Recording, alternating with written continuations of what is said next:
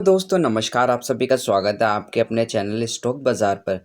दोस्तों काफ़ी बड़ी एक ब्रेकिंग न्यूज़ हमें यहाँ देखने को मिल रही है। आप सभी ने भी अगर न्यूज़ को ट्रैक किया होगा तो आप सभी को भी पता लग रहा होगा कि क्या ब्रेकिंग न्यूज़ है।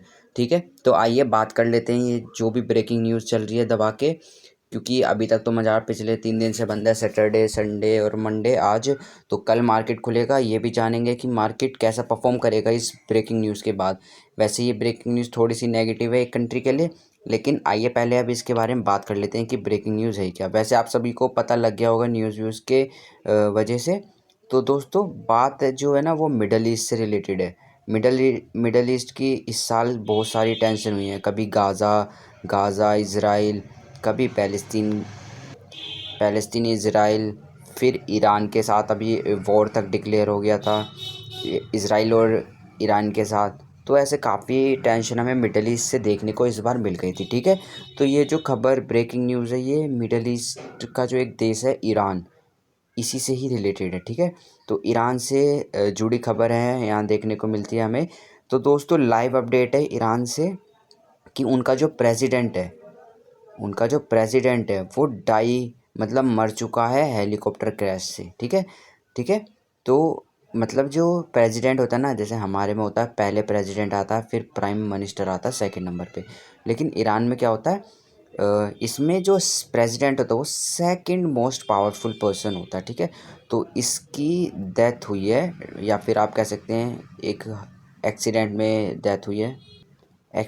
डेथ हुई है, हेलीकॉप्टर क्रैश हो गया। अब जो भी हुआ जाए, लेकिन लेकिन इसको मतलब देखने के काफ़ी तरीके और भी हो सकते हैं। ठीक है, तो जैसे कि ईरान ने helicopter crash live update, Iran supreme leader approve Mokhber as interim president, मतलब कि अब कुछ दिनों के लिए जो सुप्रीम लीडर जो हैं उन्होंने मुखबर को अपॉइंट किया या फिर अप्रूव किया है प्रेसिडेंट के लिए। ठीक है, और 5 दिन के लिए यहाँ पे शोक सभा का ये ऐलान किया है। ठीक है दोस्तों, अब ऑफिशियली तो अभी तक हमें कोई ऐसी बड़ी खबर देखने को नहीं मिल रही है। जो ऑफिशियली जो ईरान ने भी ट्वीट किया है कि हाँ, कि 3 हेलीकॉप्टर थे, 3 में से 2 नीचे आए और एक हो गया था क्रैश। ठीक है, तो ऐसी न्यूज़ आ रही है अभी तक।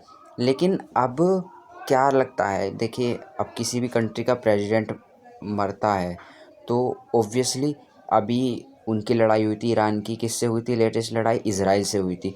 तो वो यही सोचेंगे कि इज़राइल की जो एजेंसीज़ हैं उन्होंने इन पे अटैक किया है, इनके प्रेसिडेंट पर अटैक किया है। तो यही सभी सोचा जाएगा, या फिर चाहे हमें तो नहीं पता। देखिए हमें आपको सबको न्यूज़ के थ्रू ही पता लग रहा है कि उनका क्रैश हुआ है, लेकिन इज़राइल वाले इज़राइल वालों के लिए थोड़ी वो खबर है, क्योंकि वो डायरेक्टली लिंक हो जाएंगे, क्योंकि अभी उनके साथ वॉर चल रहा था। तो ईरान वाले तो ये सोचेंगे कि इज़राइल वालों ने कुछ करके मतलब मारा होगा।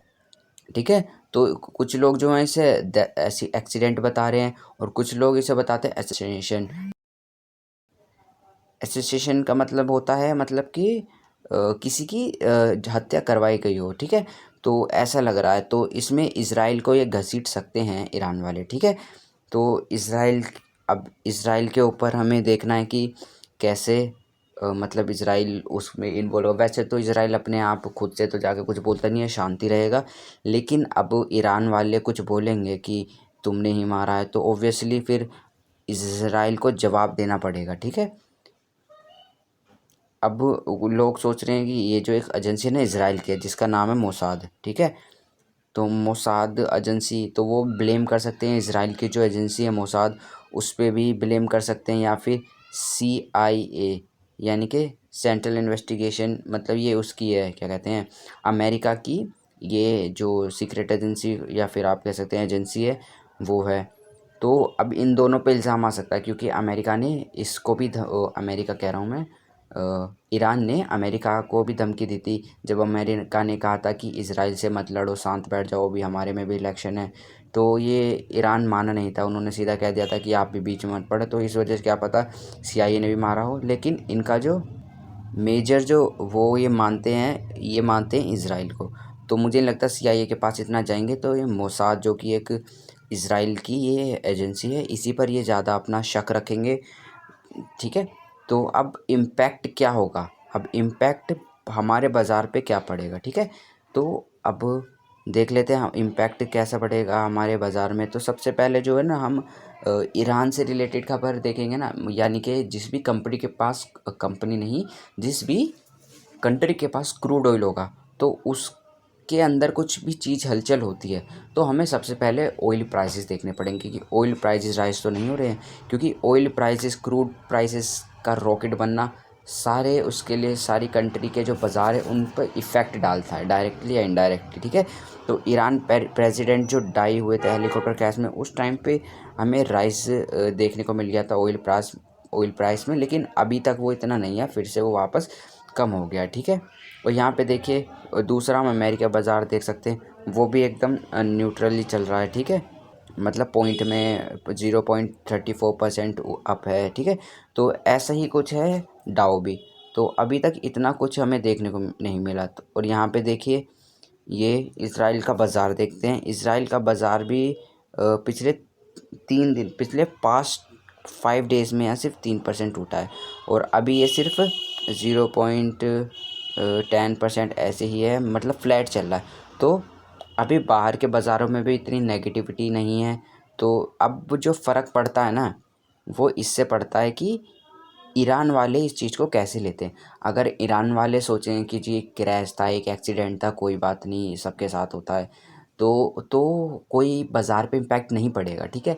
लेकिन अगर वहीं पे ये फिर से इज़राइल को धमकी देते हैं, अमेरिका को, कि तुमने मारा है, तुमने मारा है, तो ऐसे चांसेस ज़्यादा बढ़ जाते हैं, मार्केट के सेंटीमेंट बिगड़ने के फिर से चांसेस बढ़ जाते हैं। एक तो अभी तक फिर से मार्केट गिरता ही जा रहा था, तो अब वो और कंटिन्यू हो सकता है अगर ईरान ऐसा कदम फिर से उठाता है। अगर ये एक एक्सीडेंट की तरह लेगा ईरान इसे, तो कुछ नहीं होगा, ठीक है। और एक कारण और बताया जा रहा है कि इंटरनल पॉलिटिक्स, एक तो देखिए जियोपॉलिटिक्स, मतलब जो बाहर की पॉलिटिक्स हो गई। अब मान लीजिए ईरान में जो ओपोजिशन की पॉलिटिक्स पार्टी है, तो वो भी चाहेंगे कि जो इस सीट पे बैठा है इसको कैसे हटाया जाए, जिससे कि हम बैठ पाएँ उस सीट पर। तो एक ये भी एक one of the main reason हो सकता है जिसकी वजह से यहाँ पे हमें इनकी डेथ या फिर एक क्रैश देखने को मिला, ठीक है। तो रीज़न कुछ भी हो सकता है, अभी हमें कोई ऑफिशियली रीज़न नहीं पता है, अभी तहकीकात होगी तब जाके कुछ पता लगेगा, ठीक है। तो इन्होंने Mossad free run in Iran, तो ये यही कह रहे हैं कि अ, तो ये लोग सीधा सीधा जो है मोसाद, यानी कि जो इज़राइल की जो एजेंसी है, उस पे पूरा का पूरा ब्लेम डाल रहे हैं, ठीक है। तो अब हम देखते हैं कि हमारे बाज़ार पे क्या इम्पैक्ट पड़ेगा। तो आप सबसे पहले आज रात को देख सकते हैं, डाउ देख सकते हैं आप, ठीक है। अमेरिका बाज़ार देख सकते हैं, ठीक है। और इज़राइल का बाज़ार देख सकते हैं, ठीक है। उसके बाद आप देखेंगे ऑयल प्राइसेस, ठीक है।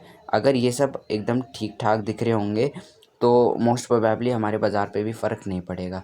जब तक ईरान की तरफ से और कोई थ्रेटनिंग स्टेटमेंट नहीं आती है, तब तक हमारे बाज़ार अभी तक खतरे से बाहर ही हैं, ठीक है। और ज़रूर रहेगा इसमें ऑयल प्राइस देखना, ठीक है। तो ऑयल प्राइसेस बड़ा इम्पैक्ट फिर से ला सकता है बाज़ार में, ठीक है।